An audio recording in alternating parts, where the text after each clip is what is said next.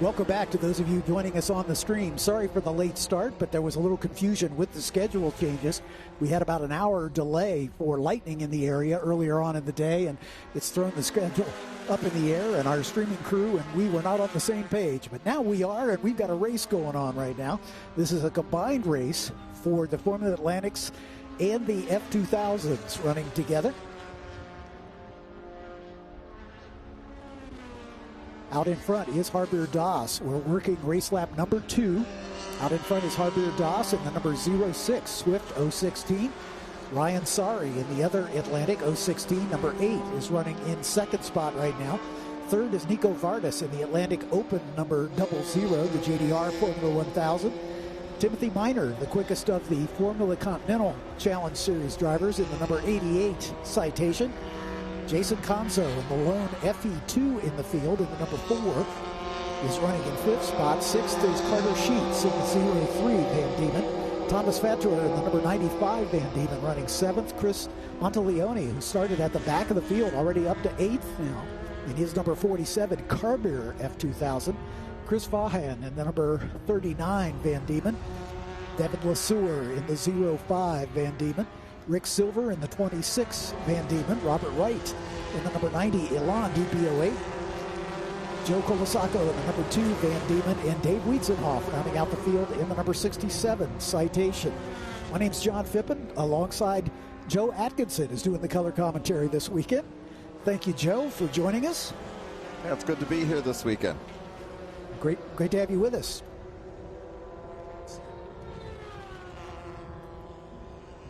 Well, as you can see, it looks like the F2000 cars are going to run close today. Most of these are pretty equally matched. There you see the number 95 of Tom Fattor just being passed as they go up the hill toward turn 2, and the S is at the top of the hill. Indeed, climbing the hill as they work their way up the hill through the S's. As we get ourselves situated here, we're bouncing back and forth between the PA booth and the TV booth, and we apologize for the late start on this one as we sorted out which races are going to get covered on the stream. For those of you joining us on the stream, again, the schedule got shuffled up just a little bit, but the balance of the day, we will have the rest of the races. The biggest change we've made is combining the Formula Atlantics and the Formula 2000s. So next up will be the second race of the day for the International GT. Ben Sissel will be joining me in the booth for that one, and then Joe will be back for the final two races for the F1600 first race of the weekend, and then the second Formula Atlantic race will be at the end of the day at about 4 o'clock. There is some more weather headed our way. Hopefully we'll get all the racing in before the next round of storms hits, but if not, it makes for an exciting finish for sure of this first day of racing. The weather looks much improved for tomorrow, so fingers crossed that we'll get all the racing in under dry weather conditions. As you can see, Joe Colasaco trying to hold off the challenge from Rick Silver behind him in the 26. You can see in the blue cars Tom Fattor. He's a former Masters Division champion in F2000, and right behind him is former multinational Formula Continental champion Dave Wietzenhoff. Right behind Dave is Devin Lesueur in the 05, and Chris Monteleone working his way back toward the front as we are working race lap number 4. Waiting for our leader, Harbier Das, to make his way back around. There's the 05 of Devin Lesueur running in 10th spot in that blue 05. We probably expect the Atlantic cars to possibly lap at least the leaders of the F2000 race. Yeah, you would certainly expect, because they are about 10 seconds a lap faster. But Vaughn Glace is in the number 8 Atlantic 016, the second place running car. So the order updating here. Glace was not on our entry list, but is being shown as the second place runner on timing and scoring. Nico Vardas running third in the Atlantic Open 00. Timothy Miner, the quickest of the Formula Continental Challenge Series drivers, in the 88, running in the 4th spot. Jason Conzo in the only FE2 in the field, the Formula Enterprises, second generation car. Number 4, Carter Sheets, the first of the F2000s. He is the points leader after all, and running in 6th spot overall. Bob Wright in the other F2000, number 90, right behind him. And then Joe Colasacco, so 3 F2000s running in close formation. Rick Silver and another of the Van Diemen's Formula Continentals. Then Devin Lesueur in the 05 Continental. Thomas Fatour in the number 95 F2000. Dave Wietzenhoff in the F2000 number 67. Monteleone in the number 47 F2000. And Chris Fahan rounding out the field in the number 39 Formula Continental.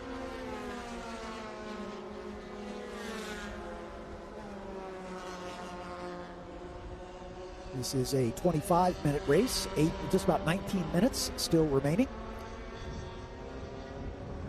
19 minutes or 10 laps, whichever comes first. So far, it's been pretty much clean and green.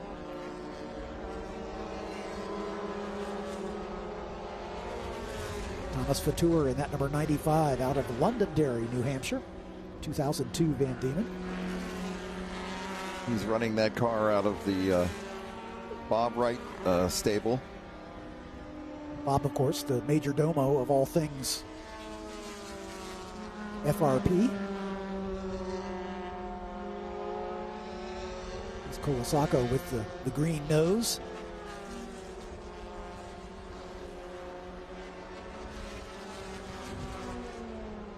Doing double duty here this weekend. He's running in both the F2000 class as well as the F1600.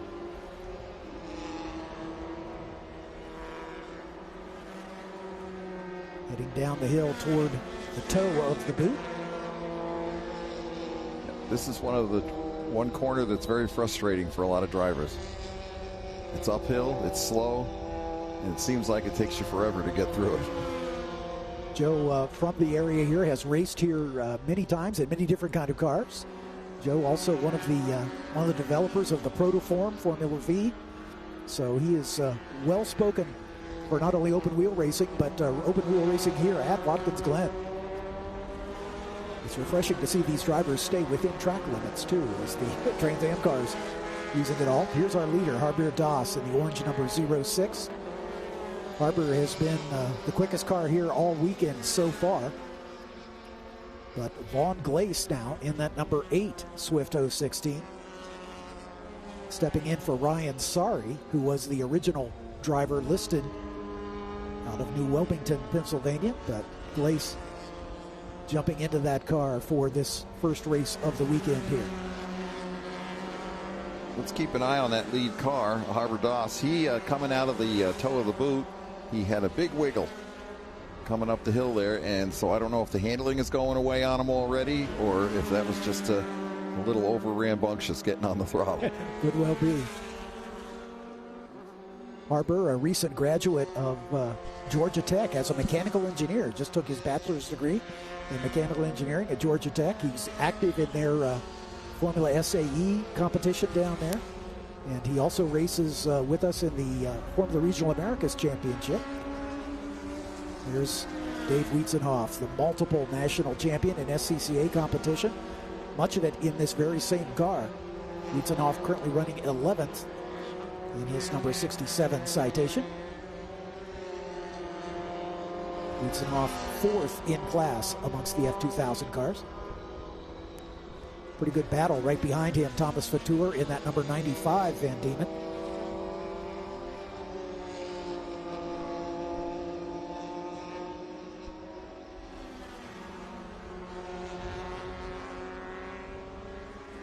Down the hill into the heel of the boot. Sorry, Joe. I was going to say, Lesueur keeps trying to look around Wietzenhoff.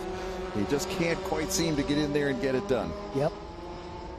Last lap, Lesueur was in front of Wietzenhoff, and Dave has finally made the pass to take over that 10th position. So Lesueur dropping back one behind him.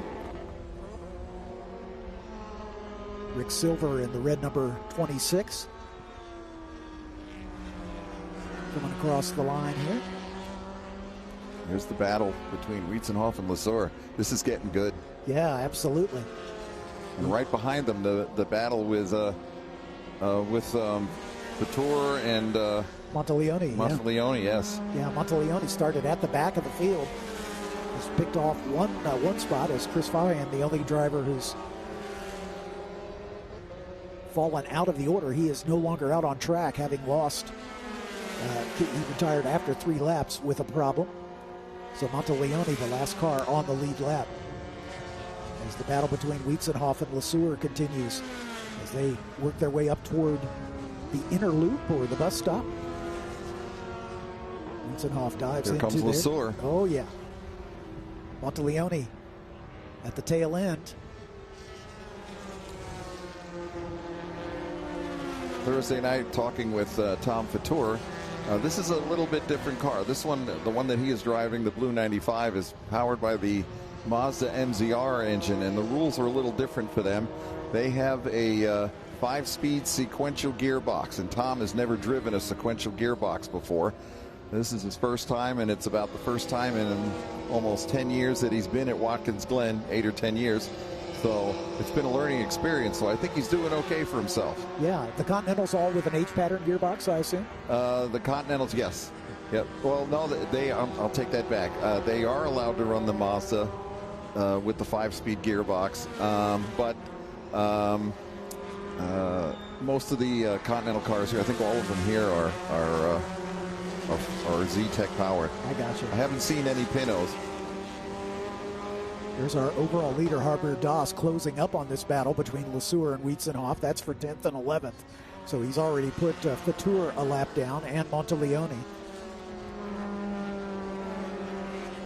Getting ready to lap Wietzenhoff now. Yep, going around him just as he crosses the line. Harper Doss with a pretty comfortable lead over Vaughn Glace in the number 8. We're waiting for Glace to make his way across the stripe, and we'll get the margin for our top 2. Glace now just across the line, 16 seconds. The difference between Doss and Glace. Glace in the number 8 car that was originally qualified by Ryan Sari. As we look down the backstretch right now, I had lunch with a couple of the Formula 1600 drivers, and one of them was telling me that the headwind today has taken 200 RPM off their top end. Wow. So they've had to look at a gear change for this afternoon's race. It's been pretty breezy here since the storms blew through earlier today.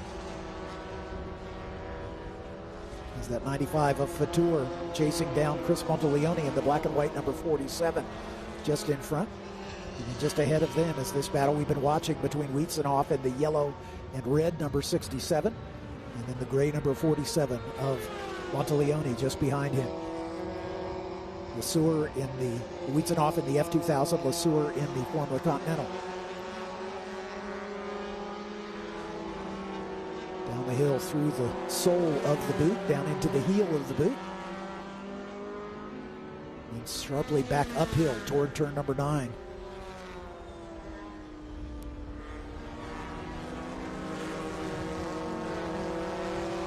Great shot of David Lesueur, in the 05. As he works his way into turn 10 and then into the final turn on the racetrack, turn 11, which takes them right through the pit entrance. Back out to drivers left as they hit the front straightaway and cross the stripe. 5 laps remaining in this one as it's gone down at a torrid pace here. That is a great battle between Wietzenhoff and Lesueur. And there's Vaughn Glace in the number 8 as he's begun to make up some ground as he works his way down the hill. But this Wietzenhoff-Lesueur battle is the best one on the racetrack right now. Just a 10th and a half separating the two of them at the line. All the rest of the positions pretty well spread out. The other good battle is the one between the 95 of Fatour and the 47 of Monteleone. And you can see Vaughn Glace closing up on the back of them. Nico Vardis running 3rd in the 00, the only Atlantic Open car in the field.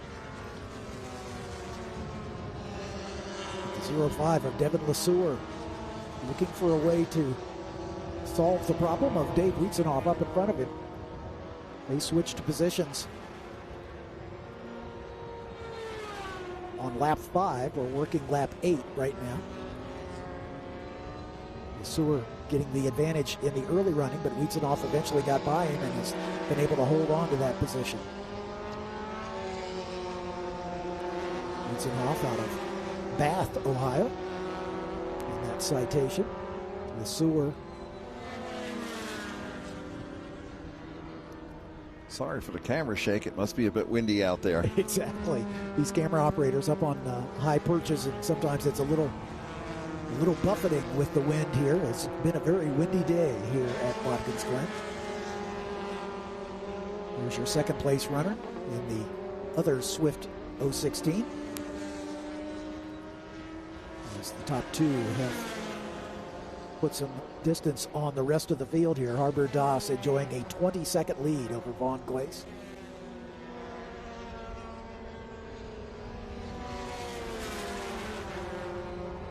Yeah, this battle between Wiesenhoff and LeSueur is easily the best one on the racetrack. Oh, LeSueur gets a great run through turn one.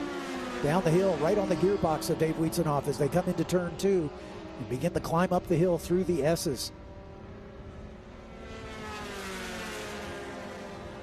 Most drivers I ask say this is their favorite part of the racetrack.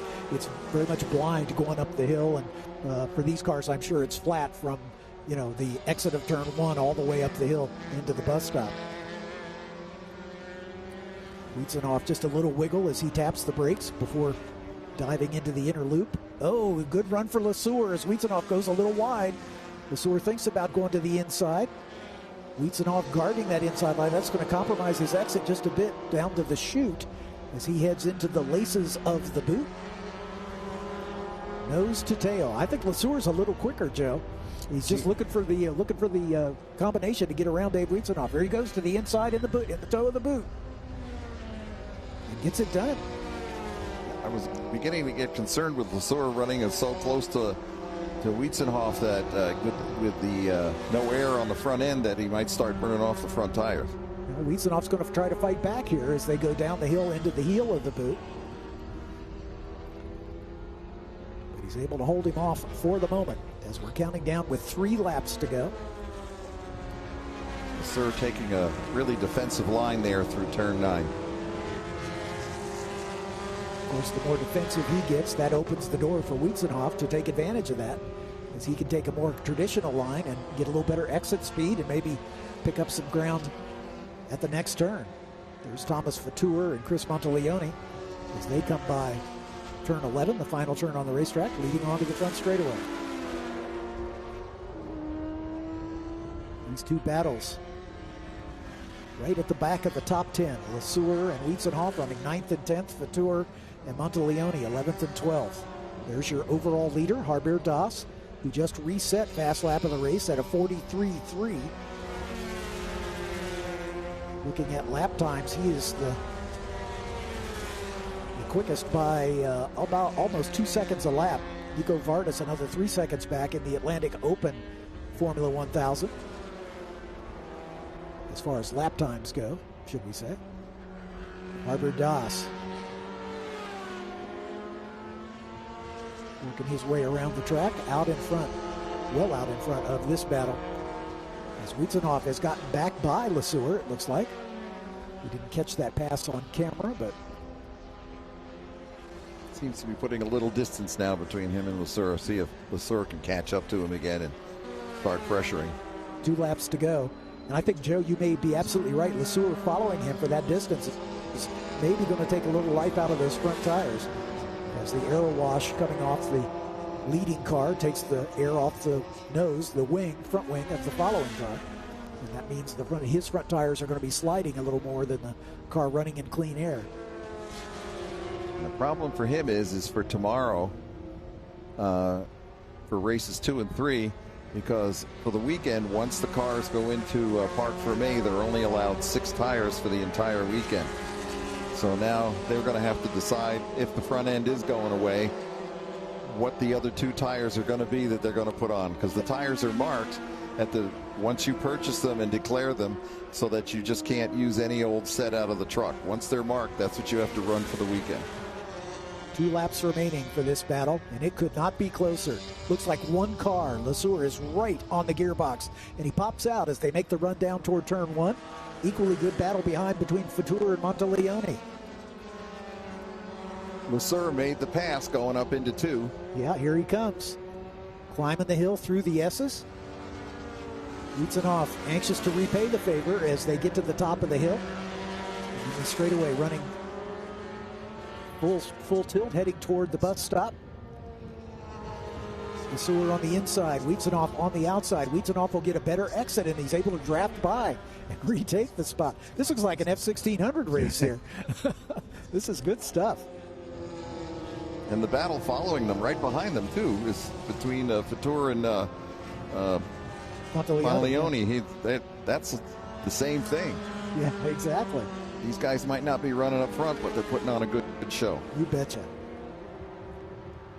Through the laces of the boot, down toward the toe. Dave Wietzenhoff right in the middle of the racetrack. You can see he's checking his mirrors to see where Lesueur is. As we are on the final lap, our leader has already crossed the line to set off on his final lap as these drivers are climbing up out of the outer loop, the toe of the boot, and down into the heel. And they'll come to see the white flag as they come across the line next time by. This battle for 9th position as it stands right now. No real close battles in contention ahead of these two. So that's why we've been following it. But here's your overall leader. Harbour Doss down into the toe of the boot on his final lap. Has not been challenged in this one. Vaughn Glace in second position just set his fastest lap of the race at a 45.1. But Doss's fastest lap was a 43 flat, so he's been able to draw away from the drop of the green flag. Someone we haven't been paying attention to is Tim Miner in 4th overall in the Formula Continental Challenge Series. Give a shout out to Tim in that number 88. But here comes the leader to the checkered flag. And it is Harbour Doss taking the win.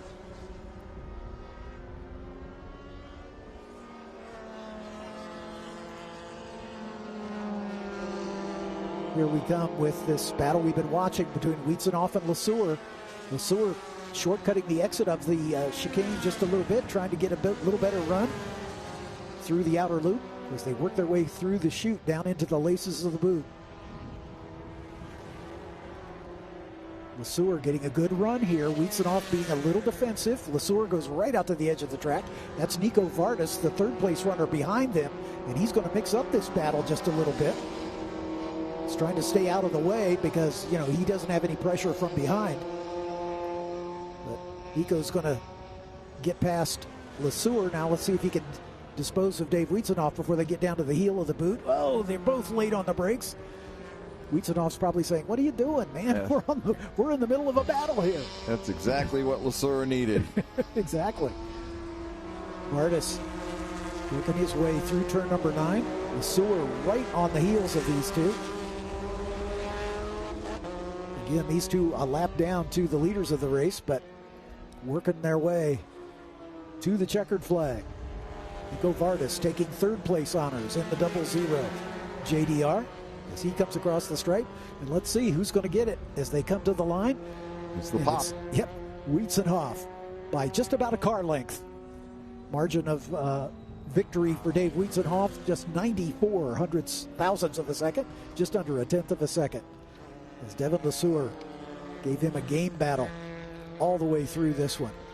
But take nothing away from Harbour Doss, a dominant win here by over 30 seconds, 31.7, the margin of victory.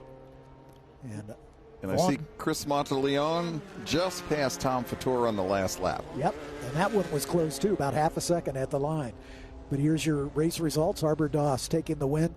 Vaughn Glace in 2nd. Nico Vardis finishing in 3rd. So 2 Atlantic 016s in the top 2 positions. The Atlantic Open car of Vardis in kind of a lonely 3rd spot, some 55 seconds behind those top 2.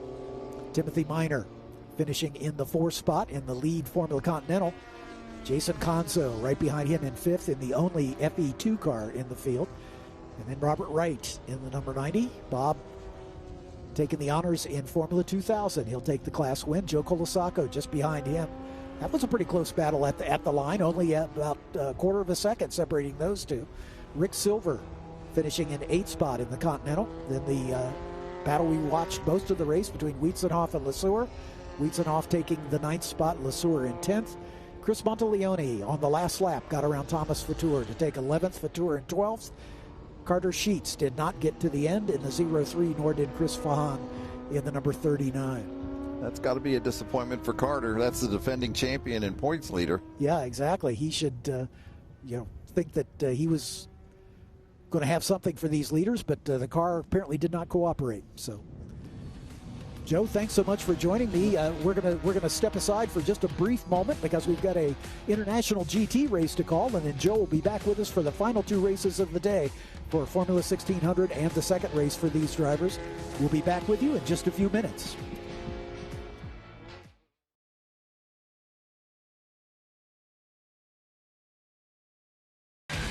Rev up and get ready for race day with Mission Foods. The world's best racers and tastiest products come together to make every race delicious. Fully loaded tacos, fast wraps, piled high nachos. Whatever you crave, Mission will help you be race ready with easy to make recipes that will take your race day to the finish line. Keep your racing delicious and enjoy all the mouth-watering action. Brought to you by Mission Foods. Too fast, too tasty. Big news for car lovers everywhere. Now you can get Next Gen at your local O'Reilly Auto Parts store. Every Next Gen formula is built with advanced ceramic technology, and that means a deep gloss finish, serious protection, and long-lasting durability for your paint. World-class racing teams trust Next Gen to protect their race cars under the toughest conditions. And you can trust Next Gen to protect your car every day. Find Next Gen ceramic protection at your local O'Reilly Auto Parts. Get ready for race day with Stack Auto Lifts. The world's fastest racers and the most trusted garage lifts come together to elevate every moment on and off the track. From rugged 4-post lifts and powerful 2-post systems to space-saving single-post and scissor lifts, Stack Auto Lifts delivers strength, precision, and performance for every garage. Brought to you by Stack Auto Lifts, created by racers for racers. Proud partner of Race America for the 2026 season. Welcome to RacingAmerica.tv. From the local short tracks to the road racing stars of Trans Am, we have you covered. Subscribe now for live access to over 200 grassroots races streaming all season long. Watch anytime, anywhere on your phone, tablet, or TV apps. Get a 10-year archive of grassroots races, plus behind-the-scenes NASCAR team coverage. And when the spotlight turns to Trans Am, Racing America brings you front-row access to the action. This is racing at every level. This is Racing America.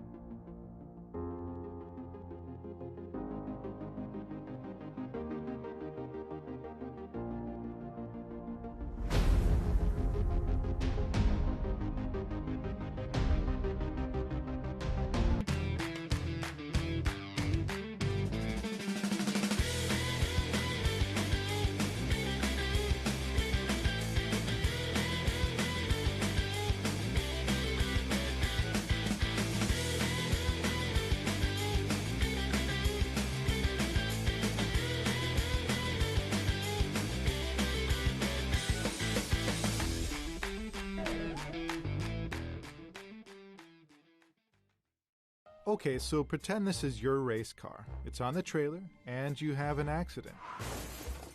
Ouch! At least your truck's insurance will pay for another one?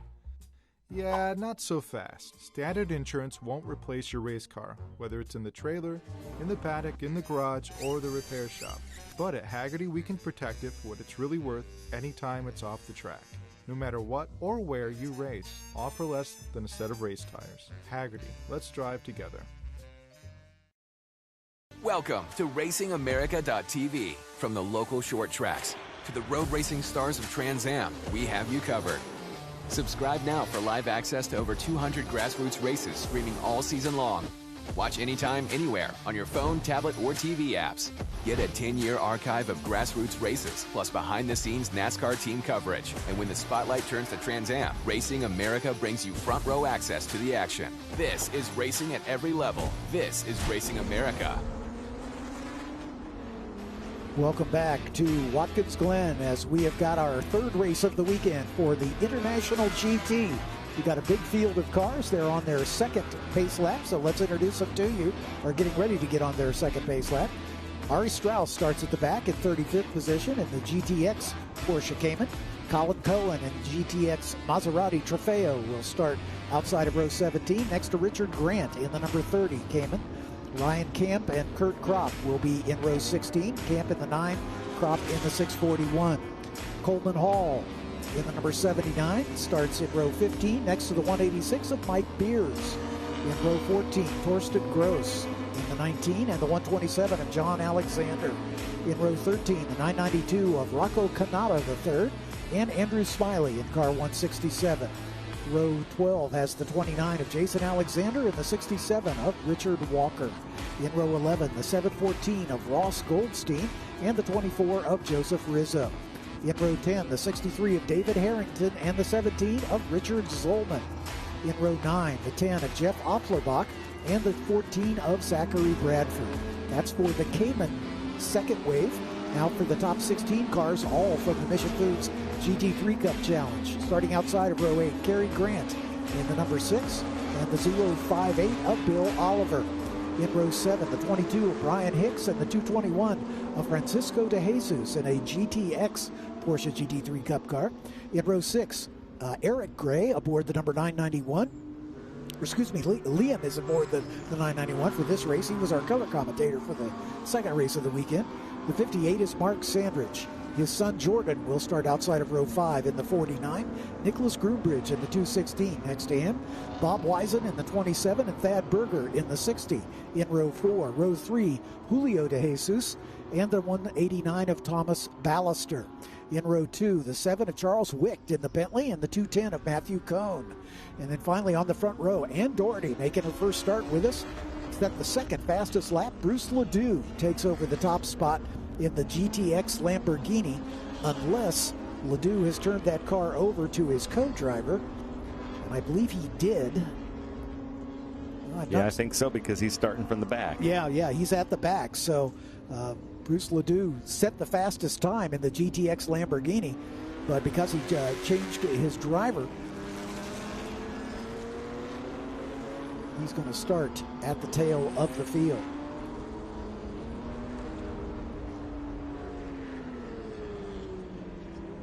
The tail of the first field. Tail of the first field. Yeah, tail of the first wave, if you will. And Amanda McCauley, I believe she's Liam's mom. Oh, awesome. So Liam also starting back there with, now what's the other driver's name? The chicken guy, who would be in the Lamborghini, because Bruce Ledoux passed it over to him. Victor... I don't remember. And I don't have that. We'll get it when he comes back around. But anyway, your son did a great job in the booth this morning. He won the Porsche race, and now there he is. So watch these two cars possibly to work back up through. But we have to give it up for Ann Doherty, new to International GT. Now she's starting her third race in International GT at the front end of the field. And the big story that I'm wondering, and I wish I would have gone down and talked to Charles Wicht, is that Bentley just outdrags everybody at the green flag when he starts up front. But he's got Ann Doherty and Cohn right in front of him, that 07 Bentley. So what will he do? Will he try to make a really good run, or will he hang back and kind of let the race come to him? There's no telling. But then we've got Tommy Ballister there, right with Wicht. And Julio de Jesus just behind him in the number 12. Thad Berger in the number 60, the red and black liveried car, depending on which side of the car you look at. As James Rogerson in our Ray Skillman Ford Mustang safety car brings the field through the boot.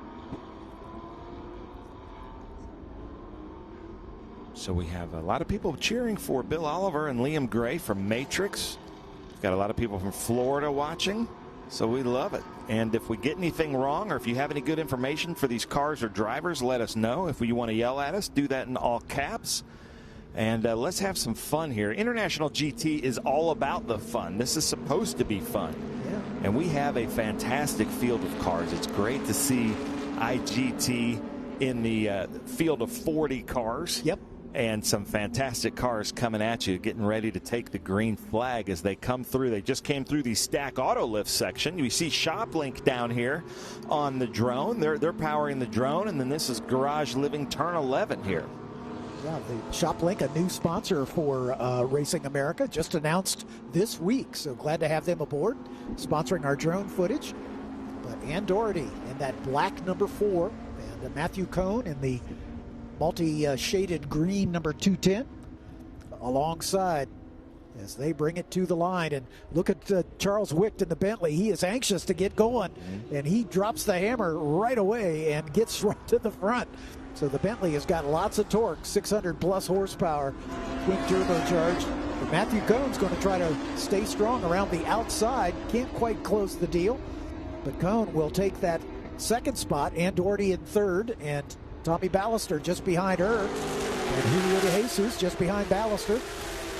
There's Thad Berger in the number 60, and Nicholas Groombridge just behind him as they work their way to the top of the S's and into the inner loop, or the bus stop as it's affectionately known. And Tommy Ballister right upside Ann Doherty, thinks a little bit better of it, but watch Ann Doherty, Thomas Ballister, and Matt Cohn, because Ann Doherty and Matthew Cohn, they passed each other a few times in this morning's race. Indeed they did.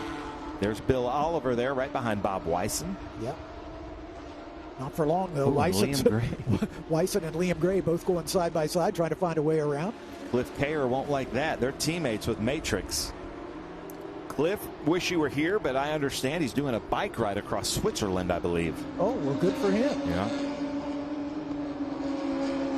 Oh, Ann had a problem. And that cost her a bunch of momentum and forces Julio De Jesus a little wide, but he's able to gather it up. She's back up to speed. I wonder if she missed a shift or something. Just behind her, Nick Groombridge has gotten around Thad Berger. Liam Gray just split the difference. Yeah, Liam is already all the way up to 6th position now. There's Jordan Sandridge in that red number 49. From Medina, Ohio. Yep. Liam Gray lighting up those back tires there, and now Cohn around Tommy Ballister. Yep. That's what I love about International GT and how they do the rules with these multi-races, is you get something a little bit different in every race. Yeah, exactly right. Cohn and Ballister are having a good battle for second spot. And then Ann Doherty trying to get back around Julio De Jesus as they head down into turn 1. She thinks better of it, falls back in single file. And a short downhill run to turn 2 at the bottom of the S's, and then a big climb up. And just behind those two, Nicholas Groombridge and Jordan Sandridge. Liam Gray up to 8th now after starting at the back of the first wave. So let's see if Cohn has anything for Tommy Ballister. I was noticing that Bill Oliver and Liam Gray were kind of working together there down the main straight. Let's see if they can keep that going as Jordan Sandridge and then Nicholas Groombridge. Liam Gray not suggested going around the outside of the Q3 inner loop, nor the carousel. Exactly. Got to be a little patient, Liam. Liam right on the tail of Nick Groombridge now as he got around Jordan Sandridge in the run up to the inner loop. And that's putting Bill Oliver right back there on Liam Gray's tail. Two of our Matrix competitors working together. Here comes Liam diving to the inside, down into the toe of the boot. And he's going to make that happen. Bill Oliver's going to try to follow him through. I should say Will Oliver. I apologize. No, I think Emily's okay with Bill. Bill or Will, either one. He falls in behind Groombridge. Here he goes. Will goes to the inside and makes the pass stick at the heel of the boot. Emily will be pleased.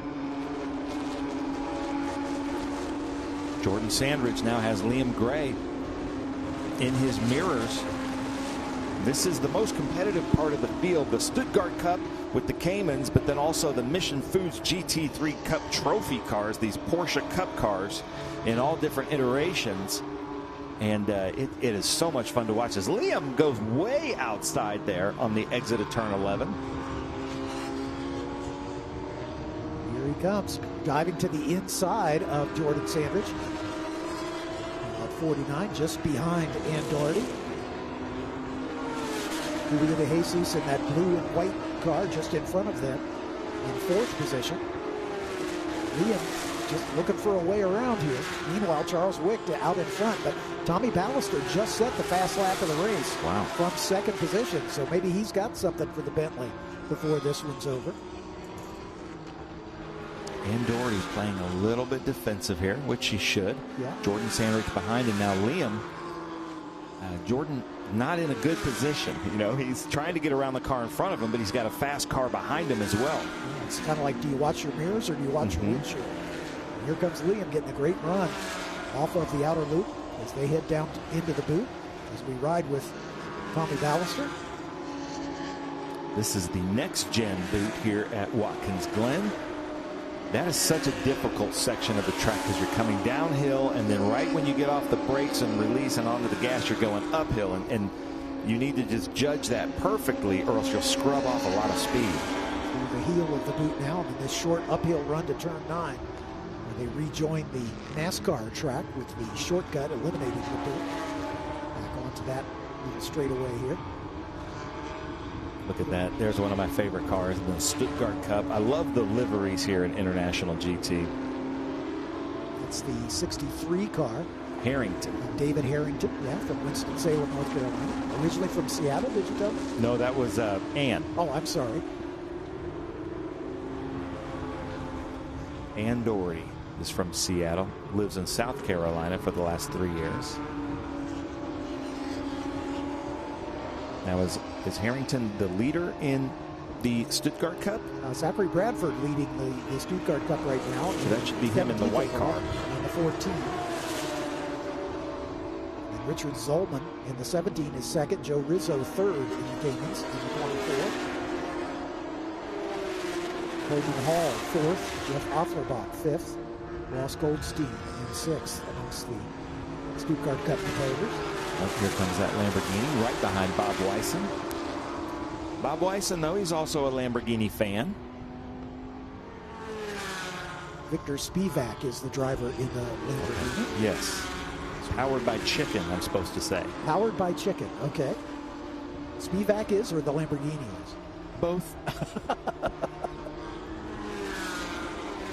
So what, he's got used French fry oil in the Lamborghini? You know, maybe. No, but he sells chicken parts. Oh, good. All over the world. Awesome. We've got so many food vendors here. Juan Gonzalez. What is it? And the sandwiches. The sandwiches. Tommy Ballister with Colosso. Colosso, yeah. What is it about IGT and food vendors? But here we go. Jordan Sandridge on Andordi. He's doing a good job of keeping him behind. Is Jordan looking to the left and then to the right, back to the left again. Julio de Jesus just in front of him in that blue and white car. And Liam Gray about to give Matthew Cohn a run for his money, and then it's just Tommy Ballister ahead of Liam Gray, and that would be very impressive if Liam can work his way through this whole field. Yeah, exactly. He's so impressed with his commentary job earlier today. He really did a nice job. Yeah, like I said, we're going to be bragging in 5-10 years when he wins his first IMSA championship that we had him in the booth with us. Great ShopLink drone footage here. There's Liam Gray challenging the number 210 of Matthew Cohn. This is the battle for third spot, and Gray is going to get it done. Yeah. Through turn number 2 as they climb the hill into the S's. You know, we always talk about the passing vehicle making a great move, but Matthew Cohn saw him. He obviously gave him the room and said, hey, I see you. And it's a lot easier to pass a car when you think they see you and they're aware of your existence. So hats off to Matthew Cohn also. As Randy Pope says, don't hit what you can see. So we exit the inner loop, the bus stop, down into the outer loop, sometimes called the carousel. Yeah, Liam Gray, once he got around Matthew Cohn, has just disappeared As he has opened up a big gambit here, as he has got clear air on the nose of that Porsche. Can you see Ballister? Yeah, I think he's probably about 8 seconds behind him. So we'll see if he can close that gap. Liam's last lap was a 54 flat. Ballister's last lap was a 54.3. So they're at about the same pace, but we'll see. This is the lap that will count, because now that he's at the front running in clear air, he's maybe got a little more pace. All right. As we're approaching the halfway point of this race. This is the final sprint race of the weekend for these drivers. They will have their 1 hour enduro tomorrow morning. It's their final race of the weekend. Look at this traffic jam as Spivak in the Lamborghini going side by side. Is that one of the De Jesus's? Oh, that's Groombridge, and then this is Mark Sandridge. Sorry. Yep, you're right. Mark in the blue Grandma's salad machine. It's funny because the Lamborghini says party, but Party Vardy is with Sandriches. So that's just, It's so confusing for all of us. Joe Vardy, always called Party Vardy. There's Coleman Hall. Where is he? He's usually at the front edge of the Stuttgart Cup. So we'll check him here. Coleman is running second in Cayman 4-liter. In fact, he just took over the lead as he got around Zachary Bradford, who was the early leader. So Coleman Hall has now taken over the top spot at number 7. He had to start from the back of the Stuttgart Cup. So we're seeing some talent here from these young international GT drivers. And guess who just set the fastest lap of the race? Liam Gray. Wow. 153.653. Amanda McCauley just says, my boy is on fire. Fire. Spivak in the chicken Lamborghini. Stretching his legs just a little bit here. After getting around Mark Sandridge, he's up into 10th position. Here's Thad Berger. And Spivak just behind him in the Lambo. So we've got a burger being followed by chickens. Sounds like a Chick-fil-A commercial. Yeah. Okay, Bob Wyson from Mentor, Ohio. Jordan Sandridge from Medina, Ohio. Two people. Have you noticed that the people that call Mid-Ohio their home track just seem to have an advantage at every other track? I'm a little biased since Mid-Ohio is my home track, but I'm not surprised. And Coleman Hall already mixing it up with the Mission Foods GT Cup Trophy Porsches. All up to 16th overall. He and Zachary Bradford top 2 in the Cayman class, separated by just about a second after Hall got around him. Brian Hicks in front of him in the 22.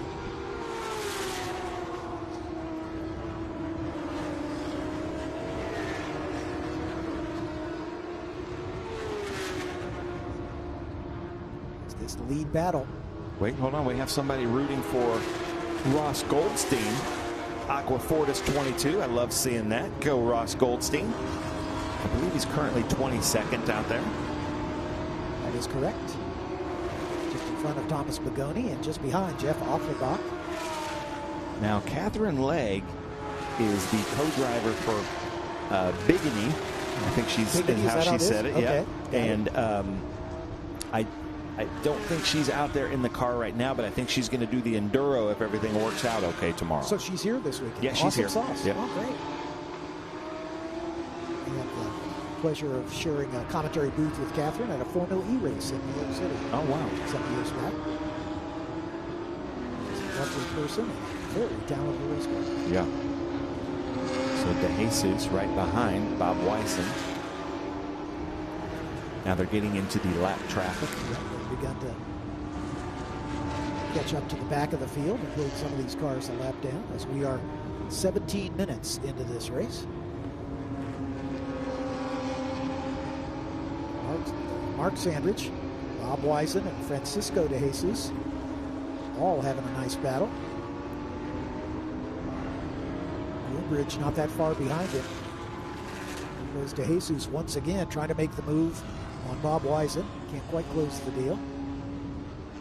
I'm seeing some great blue flags from the corner workers. Heads up from the corner workers. I like that. Coleman Hall got around the 22 of Brian Hicks. So he's got him in between.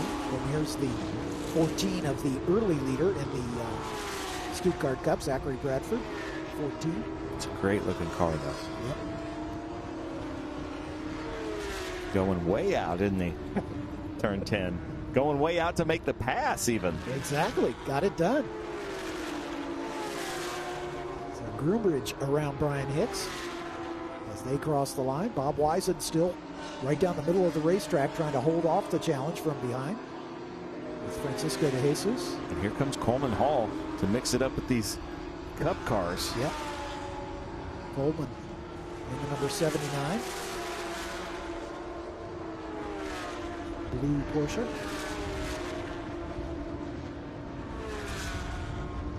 Out in front, Charles Wicht with a just about a 2-second lead over Tommy Ballister. Liam Gray resetting fast lap of the race, closes down to about 2 seconds behind Ballister. And then it's about a 5-second gap out to Matt Cohn in the 4th spot. And Julio de Jesus another 6 seconds behind them. And Doherty right on de Jesus' tail. Yeah. And that's the battle we're seeing right now. De Jesus, Doherty, and Jordan Sanders. Hoping we can find Liam Gray here sometime soon, because he's about to give a fight to Tommy Ballister. And they're good friends. We had a social last night. I saw them talking together. That's what I love about International GT is there's fierce competitors on the track. But Juan Gonzalez and Mission Foods hosted a nice party with us last night. Yep. And everybody really enjoys hanging out together, which makes, in my opinion, makes for better racing, because it's a lot harder to punt or do something stupid on the track when you're doing it with your friends. Tommy Ballister in traffic working his way. Look how close he is to Charles Wicht. Yeah, and there's Liam, too. And there's Liam, yeah. Ooh, the 1, 2, 3 all within sight of each other here. 1, 2, 3 overall, of course. We ride with Tommy Ballister as he climbs the hill. I just saw him casually look in the mirror. But he looks, you know, he looks relaxed. His body language there on the left looks relaxed. Yep. Ready on the brakes. Just a little blast on the throttle here. And then feathering the throttle through the outer loop. And another full throttle blast heading down toward the laces of the boot. That was a smooth carousel section for Tommy. Yep. But it looks like he might be trying to give some room. Comes over. He's catching Wicht. Yeah. On the last lap, Wicht was a 56.8 and Ballister was a 55.6. And here comes Liam Gray. He was a 54 flat, faster than the three of them. So Liam is going to be a factor here. Yeah. Yeah, he is right on the back of Tommy Ballister here. Jack Gray is saying, "Go Liam, my youngest grandson." How cool is that? Awesome. Welcome. This is getting close with all three of them. Yeah. So where does he like to pass? I know Ballister kind of likes the toe of the boot. I'm not sure about Liam. Probably turn 1. He might be there for turn 1 as he goes way outside there at turn 10. He's your top three all in the same camera shot. And remember, the car in third started at the back of this wave and has worked his way up to a podium spot. Potentially looking for a second place. Look for him to move out. Maybe turn 2 or the bus stop. I think we're going to see the white flag next time by. Oh, Liam goes wide. It's up to him to make a safe re-entry. Yep. Ballister had the line there. Yep, and he did. And through the S's, Liam is right on his back bumper. It's going to be the Cube 3 inner loop. Here it comes. Yep. We've got some traffic in front, as does Wicht. That traffic might hold up Wicht just a little bit. Ballister goes a little defensive into the inner loop. That'll give Liam an advantage on the exit. Down into the outer loop now. Downhill. Long duration right-hander. And knowing Tommy Ballister, he is loving this. Yep. Yep. He loves the competition. And I've had him in this position where he's leading. Or one of the best races we filmed was at Sonoma a few years ago with Juan Gonzalez, where he was just trailing Juan Gonzalez. He had fun either way. Again, traffic in front. The traffic giveth and the traffic taketh away sometimes. We'll see which of them gets through it the best. And I think Liam, using the traffic as a pick, is going to get alongside Tomas. And he's going to not quite get that pass done, but they both get by that little cluster of traffic. The 27 car is Bob Wisen going a lap down. Well, Tommy Ballister has definitely put up the hardest fight for Liam Gray. Yes, sir. Farther up you get when you come from behind, the harder it is because the cars are faster and faster with each successive pass. Cassidy Martins is saying, "Go, Dad." That's Matthew Cohn. So, Cassidy, welcome to the broadcast. Matt's running in 4th position right now. All right, I think he's going to take something at Mission Foods turn 1, but look at Ballister trying to break that draft. White flag in the air. 1 more lap to go. Here comes Liam. Down the hill into turn 1. Tomas goes a little defensive. Yeah, but Liam didn't go as far into that one, so maybe he's trying to set something up for the Cube 3 inner loop as they come through this Mission Foods uphill S's. Of course, as they're battling each other, Charles Wicht, of course, is looking in his mirrors and saying, "Thank you very much. I'll just motor away into the sunset." Look at this. Tomas guarding that inside line. Liam goes even further inside, side by side through the inner loop. Nice. Then he gets it done. Liam Gray to the front of the Porsches from the back of the GT3 Cup field. Well done for Liam. And Tommy, because Tommy saw him. Yep. Gave him the room. Yep, absolutely. Knew he was there and had to, live to fight another day. So good driving from both drivers there. Moving down toward the toe of the boot. But take nothing away from Charles Wicht. He started in 3rd position, or 4th position, excuse me. Or 3rd, no, because Ledoux started back. And so he took the lead literally in the run down to turn number 1 and has never been headed. But the two cars behind him, Ballister and Gray, have not let him get away. Yeah, and I know we talked about this at Road America, but I love that Bentley still has the stenciled spray paint on the grill like they did in the 1920s. Yep, the blower Bentleys. Dominated at Le Mans for a number of years.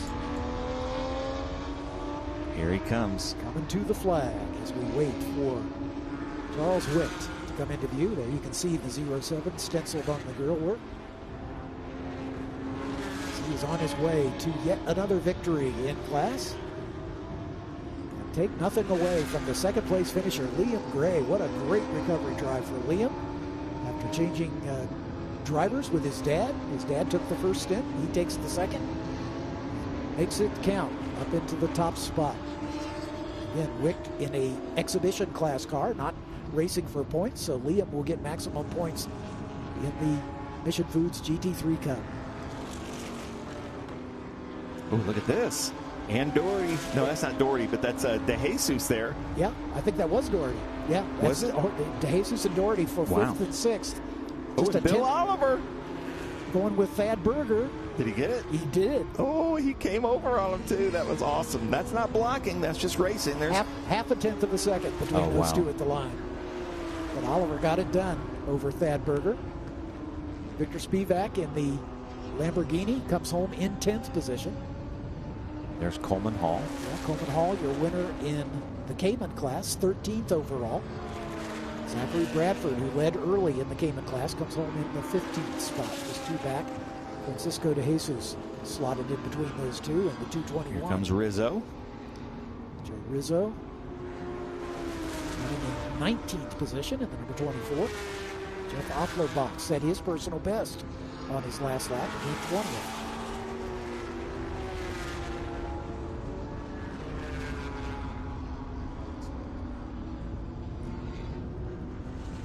How about Liam? Go to the podium. That's using Oka saying that stunning drive from Liam. That's Gelatinous Behemoth. I love these names. Eric Hartman sometimes joins us in the chat. And then Amanda McCauley, proud mom here. Way to go, Amanda. Here's a replay. Here's a replay of the pass for the lead. We ride with Tomas Ballister. As you can see, he's checking his mirrors, sees Liam alongside. And he, like you said, he gives him room. He could have crowded him, but he chose not to. Mm-hmm. And he could have come over and collected both of them. Exactly. So to me, the best driver in that pass, Liam, that was a little risky, I got to say. And, you know, he's wanting to win, but Thomas Ballister kept from collecting both of them. So, Amanda McCauley, you owe Tommy Ballister a thank you text. Yep. It was still a good pass. I'm not taking anything away from Liam. Absolutely. But, you know, Absolutely. It took a heads up from the other driver as well. Indeed. Here's the rundown of the unofficial order. Again, these are all provisional, pending review by the stewards for post-race qualifying, or tech inspection, I should say. Charles Witt taking the win once again in the Bentley. Liam Gray from last in class to first in class in the 991. Tomas Ballister leading much of that race, but finally had to relinquish it on the final lap.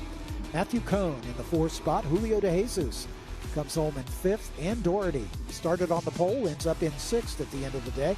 Jordan Sandrich in the number 49 Salad car in 7th. Bill Oliver, great run up to 8th in the 058. Thad Berger in 9th. Victor Spivak in the Lamborghini, rounding out the top 10. Bob Wisen just behind him. Mark Sandrich, Coleman Hall, the lead Cayman driver in the Stuttgart Cup. Francisco De Jesus, then Zachary Bradford, second amongst the Caymans. Brian Hicks in the 22. Nick Grumbridge in the GTX number 216. And then Richard Zollman, third amongst the Caymans in the number 17, finishing in 18th spot. Joe Rizzo, Jeff Oplerbach, Ross Goldstein, Thomas Bigany, Cary Grant, your top 23 with Kurt Kropp, the points leader coming into this weekend in the Stuttgart Cup. Richard Walker just behind him, then Jason Alexander, Rocco Canada the third, who started at the back of the field. Andrew Smiley just behind him in the 28th position. Ryan Camp finishing a lap down in the number 9. John Alexander in the 127. The second car a lap down. David Harrington, Mike Beers, Torsten Gross in the no hands car. Colin Cohen in the Maserati. Richard Grant and Ari Strauss retired after 8 laps in the number 26. Fantastic race for International GT. They've got one more race to go this weekend, and that's tomorrow for the Enduro. And we'll hope you'll join us for that one. On behalf of Ben Sissel, I'm John Phipp, and thanks for joining us. Don't go away. We've got more racing to come as Formula Race Promotions coming up next.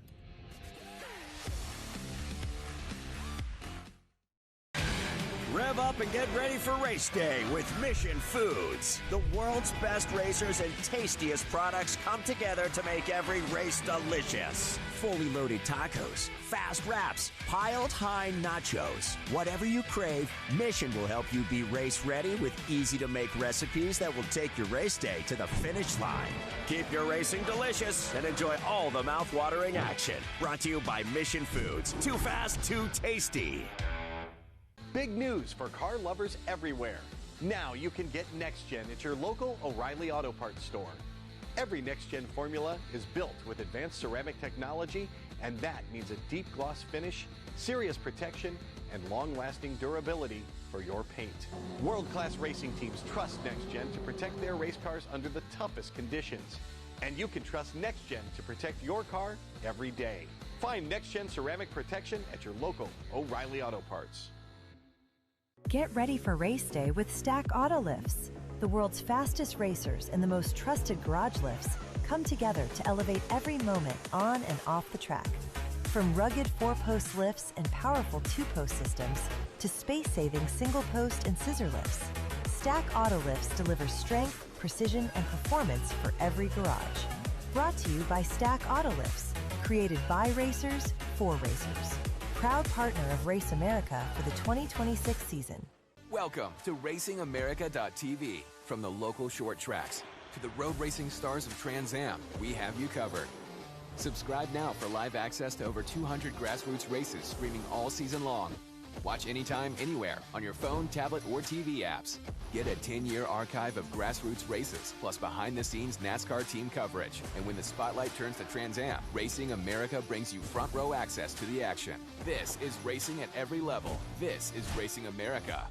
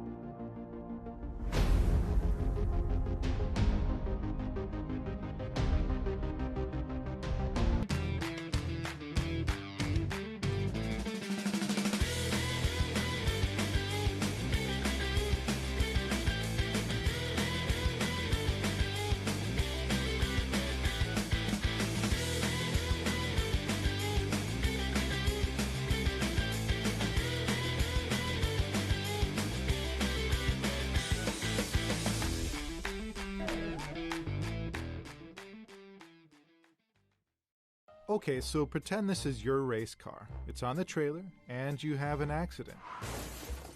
Ouch! At least your truck's insurance will pay for another one? Yeah, not so fast. Standard insurance won't replace your race car, whether it's in the trailer, in the paddock, in the garage, or the repair shop. But at Hagerty, we can protect it for what it's really worth anytime it's off the track. No matter what or where you race, all for less than a set of race tires. Hagerty, let's drive together.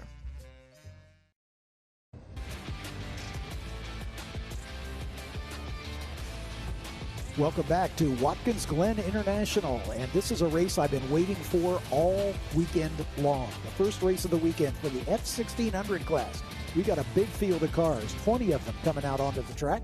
Let's introduce them to you. Starting in row 10 is the number 62 of Robert Gross, one of our Masters drivers. He's in a Piper. John Dole is in car number 8. That's a Ray. In row number 9, another Masters pair. That's the 2 of Michael Scanlon in his Spectrum, and another Spectrum is the 21 of Dave Petsko. In row 8 on the outside is Will Velkoff, one of our F1600 drivers, in the number 30 Van Diemen, and David Livingston Jr., the points leader in the Masters class, in the number 85 Spectrum. In row 7 is a pair of Masters, the 31 of Scott Rubenzer and the 72 of multiple national champion Steve Oseth. Rubenzer in a Spectrum, Oseth in a Citation. In row 6, the Masters number 12 of Bob Reed in the Spectrum, and the number 3 F1600 of Jake Leroy in his Magala. Moving forward into row 5 on the outside, the Masters number 32 of Joe Colasacco in his Van Diemen, and another Masters driver, Phil Kingham, in the number 47 Spectrum. In row number 4 on the outside, John P. Doyle in the number 91 Magala, and Axel Leroy in the number 75 Magala, both of those F1600 drivers. The Masters leader starts outside of row 3. That's the 33 of David Adorno in his Magala. Next to him is the number 6 of Boss Patel in his Piper. In row 2, the 17 of Cooper Travis in a Spectrum, and the 06 of David Ybarra in a Magala. And on the front row, the points leader in F1600, the number 4 of Christian Moniz in his Piper, and the pole sitter in his first start this season, Connor Klubine in the number 9 Spectrum takes the pole.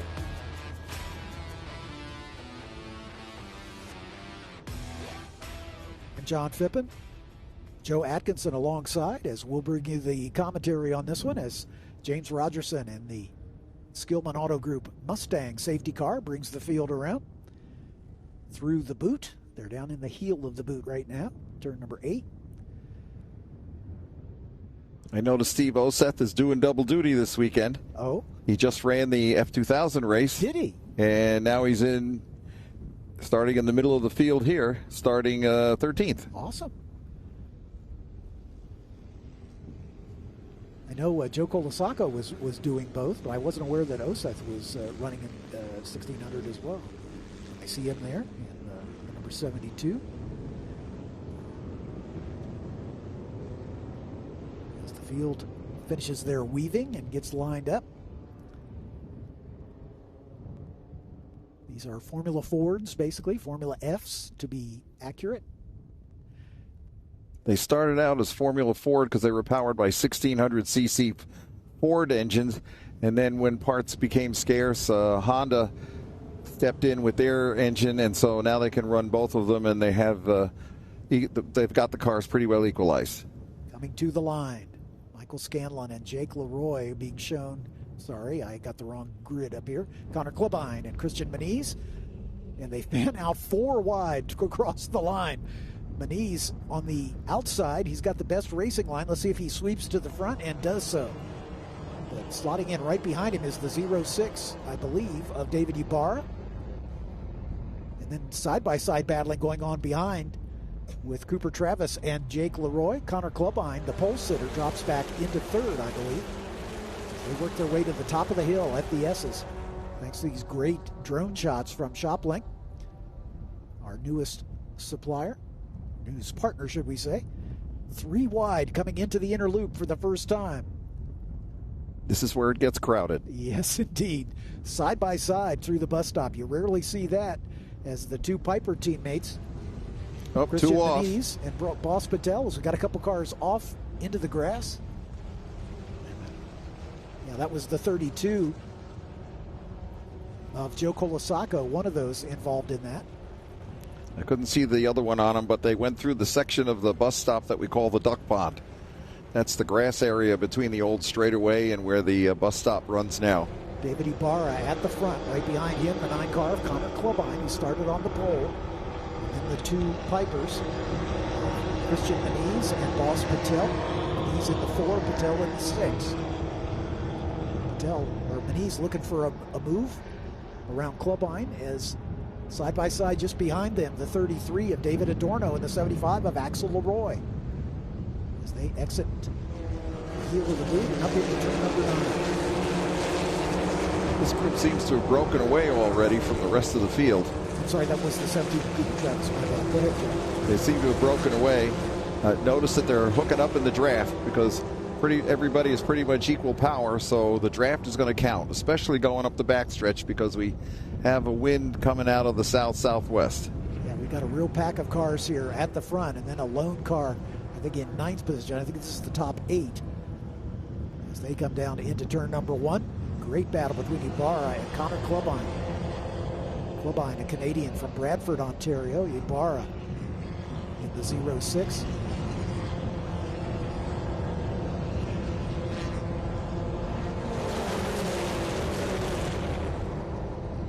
Louisville, Texas. One thing I'll note for those of you earlier who watched some of the sports car racing, the cars used all of the runoff area a lot of the times in turn 1. In FRP racing, track limits are strict. Yep. Look at them, 4 wide coming through the entrance to the inner loop. It's a good shot of Boss Patel, now running in 4th position. Good battle at the front. Ibarra and Klubine battling for the lead. Klubine has it right now. Ibarra right behind him.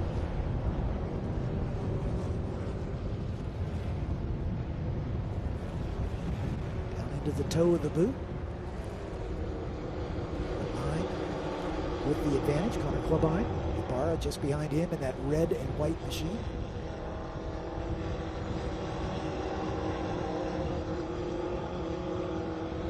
David Adorno, our leading Masters driver in the 33 in this clutch of cars.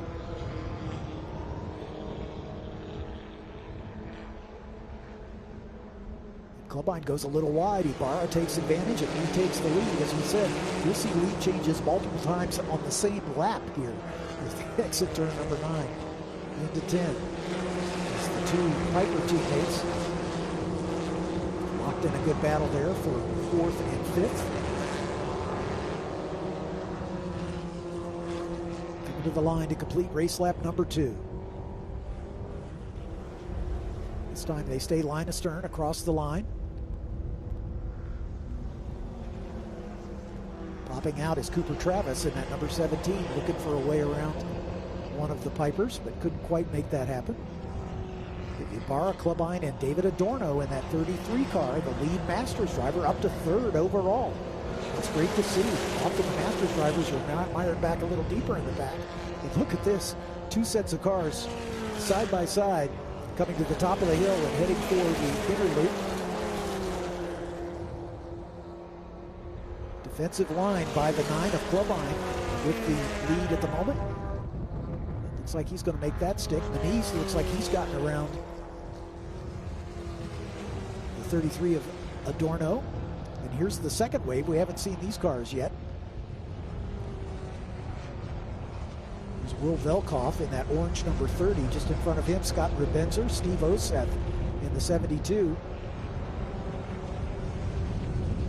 Here's the 75 car. Oh, there's the spin.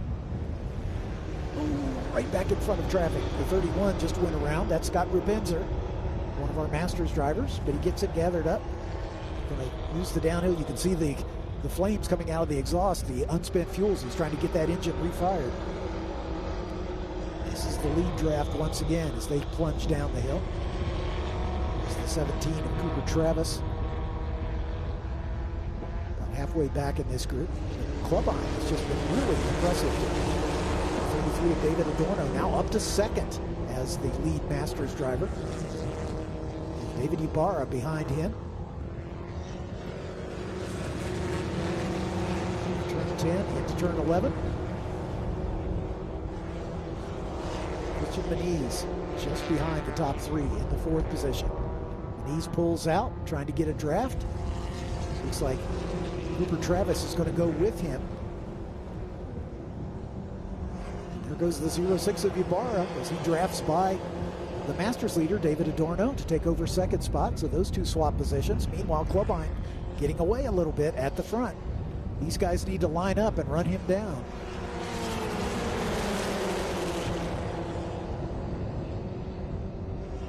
The Clubine gets too far out in front. If these guys can hook up, they'll run them right down again. Exactly. That's what I was suggesting they ought to do. You take the lead. No, you take the lead. Clubine now with Ibarra in that second spot. And Moniz, the points leader. Comes the second group. They're all fanned out. These guys should be lining up and trying to put together a good draft themselves so they can hopefully try and run down the front group. Velkoff, Steve Oseth, Bob Reed, Joe Colasacco, all in this group. There's Colasacco with the green nose, that number 32. Bob Reed in the number 12 just in front of him, and then Will Velkoff in the orange number 30. Steve Oseth in front of them in the number 72 Citation.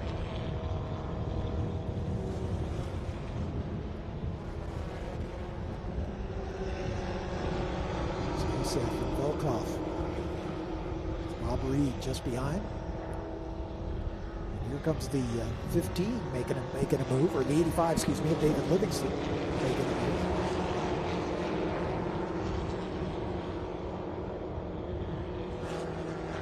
So he's right on the back of Joe Colasacco. Bob Reed is a Masters. Colasacco's a Masters. Livingston's a Masters. Steve Oseth is a Masters, and he's leading. Running second amongst the Masters right now. David Adorno leading the Masters, up in second overall last time we saw him.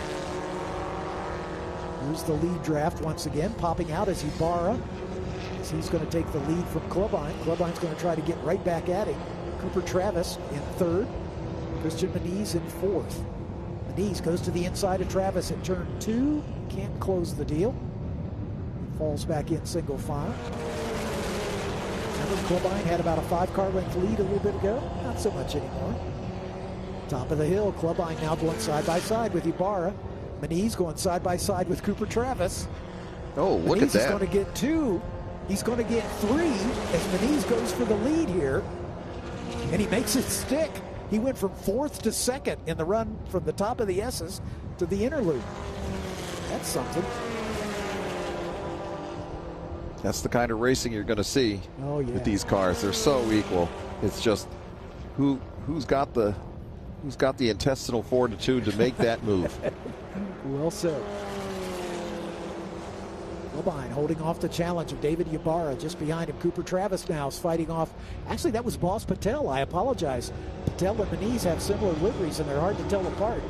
But that's Boss Patel that took over the top spot. Christian Moniz in the other orange car back in about 4th right now as they fan out 4 wide through the sole of the boot right at the top of the hill. Boss Patel with the advantage. Cooper Travis going side by side with Clubine. Right behind him is Ibarra as he goes a little wide. Climbing the hill up to turn 9. Christian Moniz, the points leader, just behind him. I think something we saw the previous lap or so, the first 4 were able to break away from the second, from 5, 6, and 7, and now that they've started battling again, 5, 6, and 7 have brought themselves back into the battle. If they had lined up and just maybe kept the tow going for a couple more laps, then they could have had their own battle instead of bringing the other guys back in. Boss Patel takes the lead, number 6. Travis slots there into second spot. David Ibarra battling with Clubine for 3rd as they're side by side. Moniz right behind him as they climb up through the S's.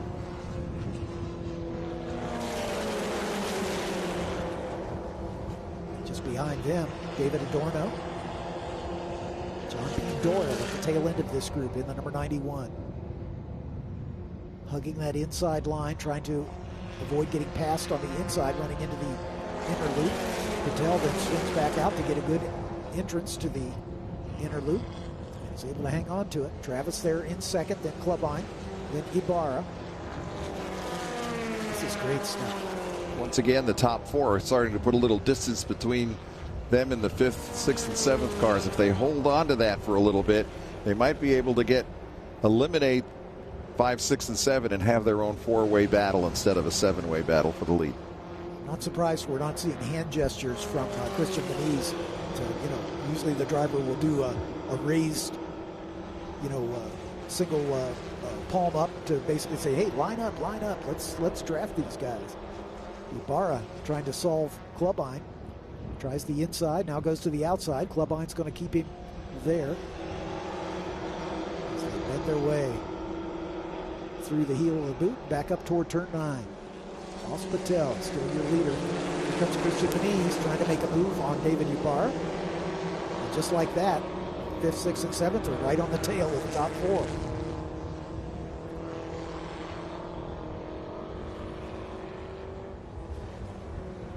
Just about 15 minutes remaining in this race. It's just about halfway there, not quite halfway. It's 25 minutes, the scheduled length. Cooper Travis going to take the lead at the line as he drafts around Boss Patel.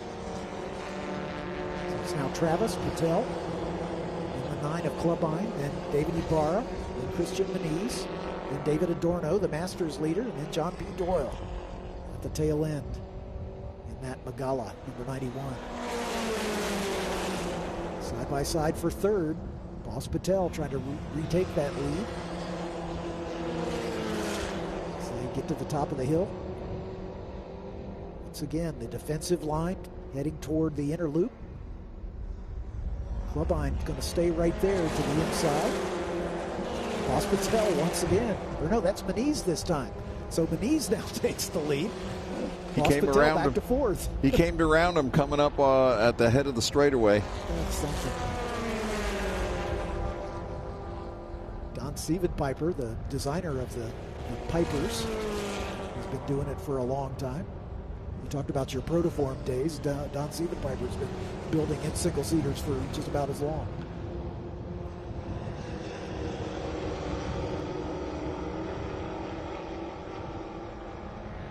Great battle. That was Boss Patel trying for 3rd. I'm sorry, go ahead. I'm going to say if the front 2 stay hooked up and quit messing around, they can go away and have their own battle here toward the end. Yep. With Cooper Travis and Christian Moniz. Travis is currently 4th in the points. Moniz, the points leader. Don't want to give up anything if they can avoid it. Boss Patel going side by side with David Ibarra. David Adorno, the Masters leader. John Doyle, his top 7. Opened up a pretty comfortable gap over Jake Leroy in 8th spot. Last time by was about 7 seconds, 6.5. Moniz being a little defensive, going right down the middle of the racetrack in the run down the hill toward turn number 1. Here comes Ibarra. He's going to get Clubine to take over 3rd. Clubine's got to watch his mirrors because Boss Patel and David Adorno right behind him. Clubine going right back at Ibarra. Now, just as you were saying, Joe, the top 2 have hooked up. Let's see if they can run away. We go back to the 72 of Steve Oseth in the 9th position. I think he's gotten around Jake Leroy. So Oseth now up into 8th position, I believe. Bob Reed is half a second behind him for 2nd place in the Masters. Actually, I should correct myself. Adorno is the Masters leader. Oh, Steve Oseth 2nd in the Masters, but 2nd Bob and Reed 3rd would be 3rd. Yeah, exactly. Now we got a 3-car breakaway at the front. Moniz, Cooper Travis, David Ibarra.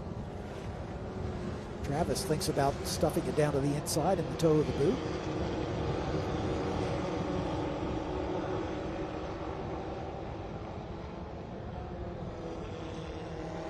We were talking in the qualifying session. These cars in Formula V's consistently put on the best racing in open wheel racing for sure. So evenly matched, and because of the stability and the rules over the years, yep.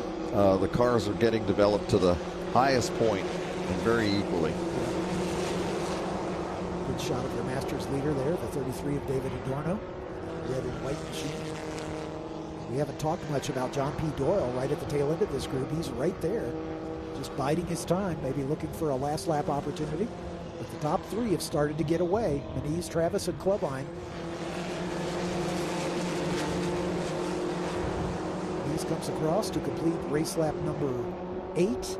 Cooper Travis, David Ibarra sets the fastest lap for third. Here's Boss Patel taking the spot from Connor Klubine, so Patel up to fourth now. Klubine being challenged by David Ibarra, the Masters leader, or excuse me, David Adorno, the Masters leader.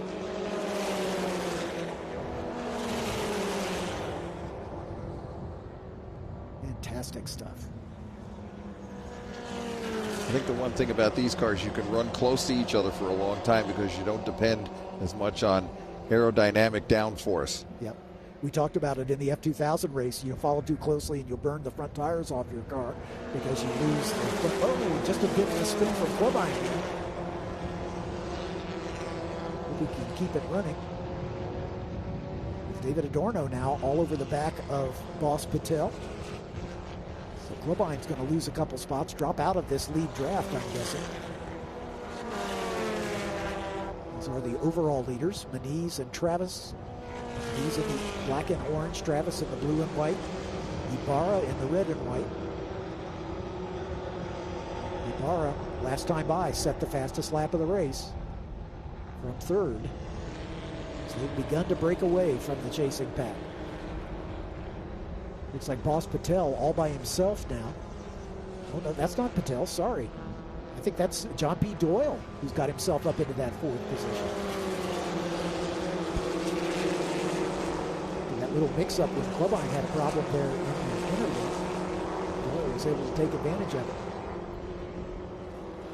So these top three.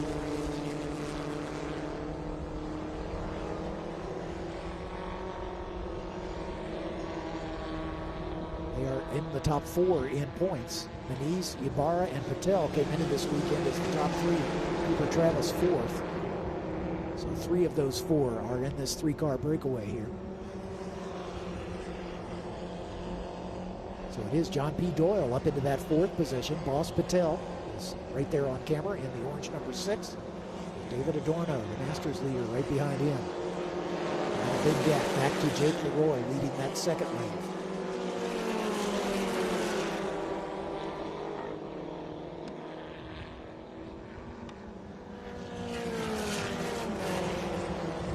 Second wave is. Steve Oseth just relinquished his lead to Bob Reed. Bob Reed in the 12 got to the front of this group.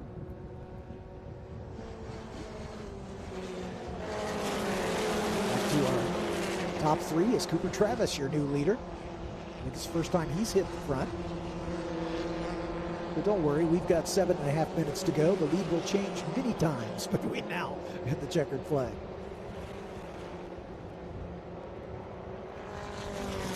Ibarra just content to hang in there right in the draft of Christian Maniz. He's one of our Canadian drivers out of Whitby, Ontario. Cooper Travis from Matthews, North Carolina. Here we are all bunched up again. Yep. Ibarra from Texas, Louisville. He's just getting in the mirrors of Cooper Travis, letting him know he's there. It takes just the tiniest little mistake for one of these drivers and they'll get bounced on.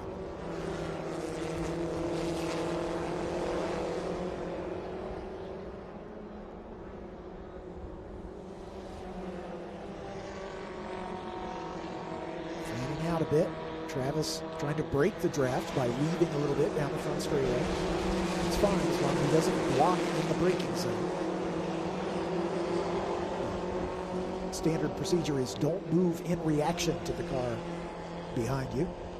So you can take whatever position you want into the corner, but if the driver behind you moves, you can't move over to block him in the braking zone.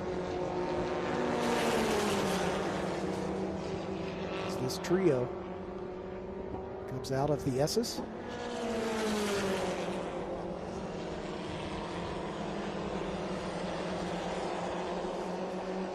Hayes thought about it.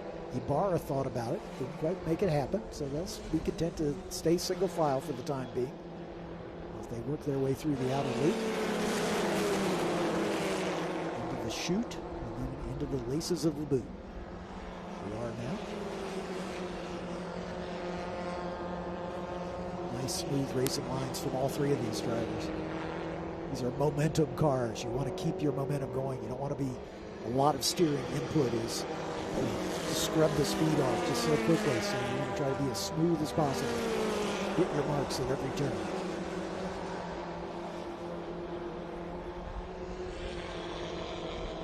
Down into the heel. Just about equally spaced, I would call them. Travis has led for the past handful of laps here. Here's the second group. Clubine has recovered from his spin. No, that's Adorno. Sorry, Clubine is back in this third group here. Here's Clubine.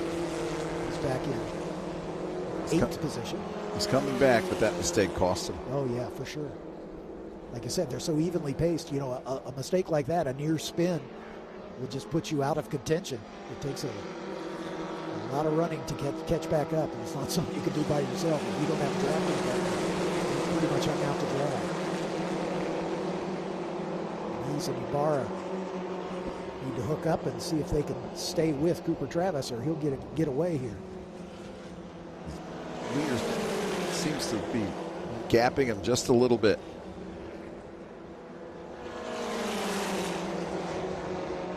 Sacco's now gotten to the front of this second wave. Steve Oseth there right behind him. Oseth pops out in the 72 and retakes that position. It's ninth, I believe.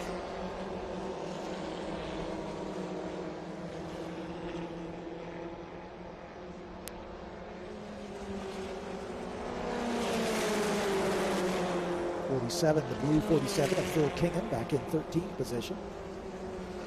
David Livingston just behind him in that number 85 with the orange highlights. Oseth trying to keep... Oh, in the grass. Yeah, the battle from behind.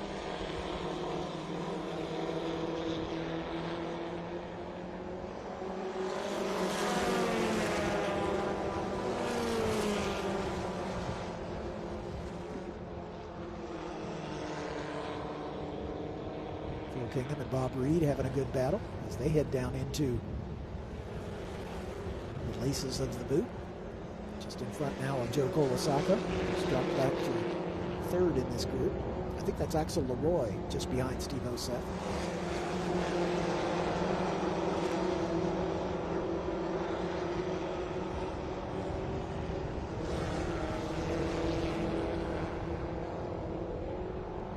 White flag. That's coming up next? Okay. Yep, starters showing the white flag. The leaders have just gone by. We go back to the front here. Cooper Travis, David Ibarra, and he's dropped back to third now. So we're on the final 3.4 mile circuit of this 11-turn racetrack. Through turn number 2 and a steep climb up the hill through the S's. Looks like they're going to squeeze this one in. Looking at the weather coming in from the north. Yeah, it does not look good. We've got one off at the bus stop. Somebody blew the bus stop. They're required to come to a stop and then be waved on by one of the field marshals. It's Boss Patel leading that fourth place run. John Dole, David Adorno in that grouping. It's Adorno just behind Patel.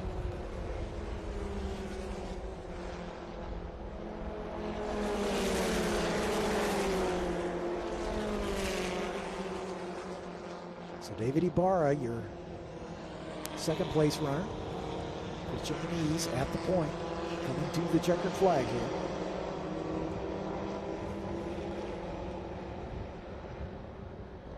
As they work their way through the outer loop.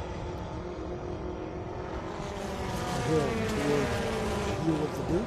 Cooper Travis pops to the inside on Ibarra. Falls back in single file. They're running out of options here. They come up into turn number 9. He's looking for another win on the season, looking to stretch his points lead over David Ibarra. First, second, and fourth in the points are your top three in that order right now. Christian Moniz. Ooh, a little bit wide for David Ibarra. Coming to the line. They've got a slower car in front. Moniz pops out. Let's see if anybody can make a last-minute move. And across the line in that order, Christian Moniz takes the win. David Ibarra in second. Cooper Travis in third. Here comes the fourth place battle as they cut line astern through the final sequence of turns. Boss Patel will take fourth. David Adorno, the Masters leader, in fifth. John P. Doyle salvages a sixth place finish. Connor Clubine, despite his spin, finishes in seventh with Jake LeRoy right behind him in eighth. Now let's wait for this battle. Steve Oseth and Joe Colasacco battling for ninth and 10th.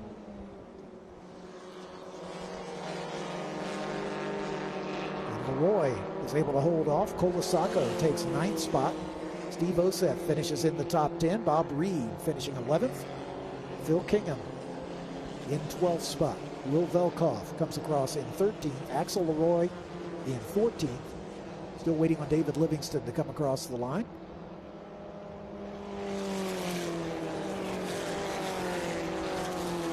And Dave Petsko gets it done. Livingston must have had a problem on the final lap as Petsko comes across in 15th spot. John Dole in 16th. Scott Rubenzer, despite his spin, in 17th. Michael Scanlon, 18th. And trouble for Robert Gross and David Livingston as none of them have come by. Good shot of the impending weather coming up. And we've got one more race to go yet as Christian Moniz notches yet another win this season to extend his points lead. It was only 9 points coming into this race. So the difference between first and second, about 5 points, so it'll be a little bigger heading into the final races of the weekend tomorrow.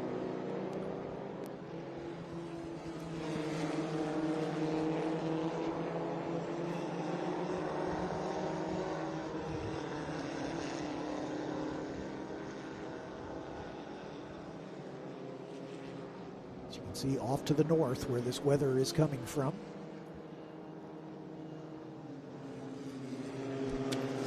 It's right on us. So looking at the radar, it's going to be here momentarily. We've got our Formula Atlantic cars lined up, and it looks like the Atlantics are going to go out by themselves for this race. So race one was I think that was part of the scheduling. Yeah, that was part of the scheduling. If we have a lightning strike here, that may shut us down for this final race of the day, as the Atlantics are going to start by themselves, and we've only got 3 of them lined up here. Harbert Das, the pole sitter.